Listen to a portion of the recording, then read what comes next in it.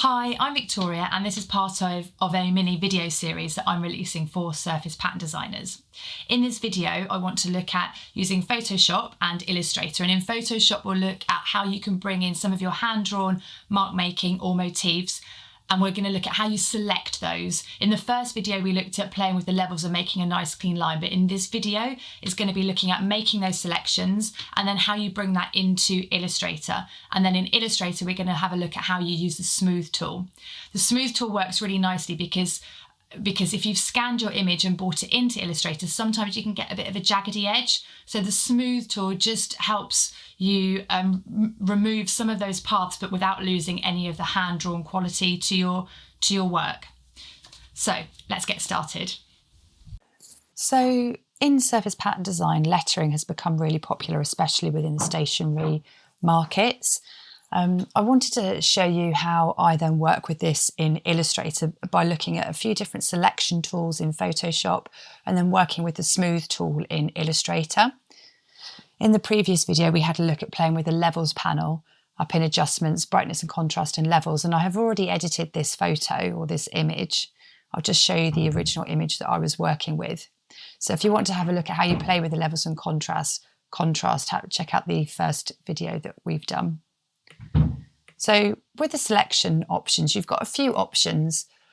My two preferred ones are the magnetic lasso tool, and when you play with the levels, the reason why I do it is to get a really nice line around the edge of my motif or my mark making.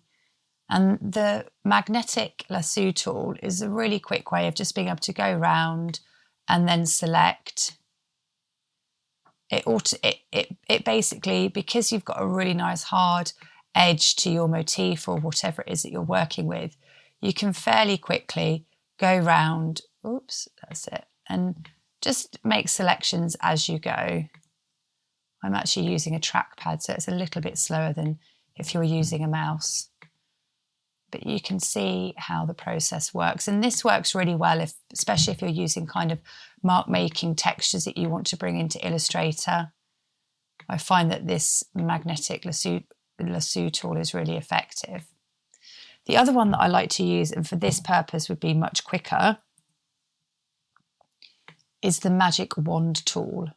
Now, it selects the pixels, the same pixels. So if you click on this first bit, it's selected everything that's that colour and that's that space. And if you hold shift down and keep going, you can see that it's a much faster method of selection when you then want to import anything from Photoshop into Illustrator. So I'm just going to go ahead and keep clicking until I've made that full selection. And there we go. Once you've done that, if you Command C, which is a shortcut for copy, and then open Illustrator, and you can see I've actually already copied this in, but if I just delete that out and Command V to import your work in. I'm just going to straighten that up. Now, I just want to show you Image Trace, which is a tool that I use to then be able to change this into a vector format. And if you don't have it open, you can go to Window, which is at the top, and Image Trace. But I've got my Windows panel open, my Image Trace panel open. I'll just zoom in so you can see the difference, and just make sure you have Preview selected.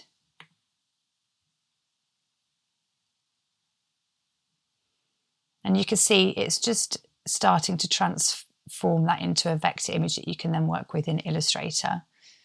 Now, I want to make sure I've got black and white logo setting, and you can play with the threshold and the paths and the corners. Now, by reducing those paths and corners, you can just start to see how it sort of softens some of those edges. Now, I'm going to have a problem here with the C and with this F here. But I don't want it to lose its hand-drawn quality, but I do want to be able to edit it. So once you've sort of got it to a level that you're happy with, you might want to just reduce that threshold as well slightly, or increase it depending on on what look you want and what you're going to be using the work for. I might actually just increase that path a little bit. I'm just sort of looking at this section of the bee, and I wanted to make sure that I still had that there. And then once you're happy, if you just click expand, and it will have made the trace for you. And then you will also need to ungroup, and the quick selection for this is if you hold the shift down, command and G, and again. And there you have it. It's made that trace. Now you actually, at the moment, it's kept the white background, which if I just move it over there, you'll see. So by ungrouping it, it means that you can now delete that white background. Now you might want to change the inside of these to a different colour and play around with that just to get a bit creative. But for the moment, I'm going to just go through and delete these little white areas because I don't want them for this demonstration.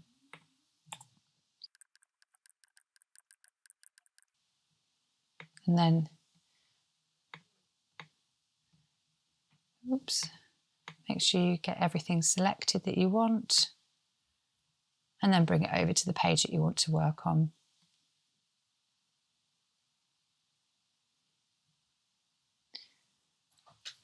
So this can be a bit of a long process, but I think it's really worth it to put the effort in and to get a really nice smooth edge to your writing, but without losing that hand-drawn quality.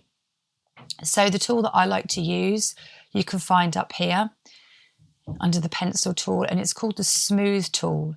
Now you need to make sure that you have your area that you want to work on selected. And actually, let's have a look at this C, because I think you'll be able to really see how the Smooth tool works clearly on here. So make sure that you have your area selected, select your Smooth tool, and you can just start to trace over the edge of your writing or your motifs or your drawing, and it just starts to smooth that out. You are, of course, able to edit it by using the direct selection tool, and maybe just delete some of those paths if it's making the area. Let's maybe delete that one out. No.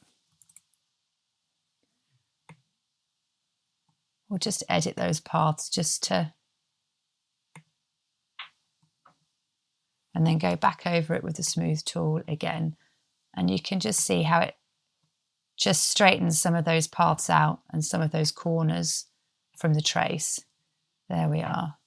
And then I think a little selection here as well. Yeah, right. I'm quite happy with how that's looking now. Maybe a little bit more on just this edge. Lovely. So I'm going to go through and do the rest until I've got a nice smooth line around my writing without losing some of that hand-drawn quality.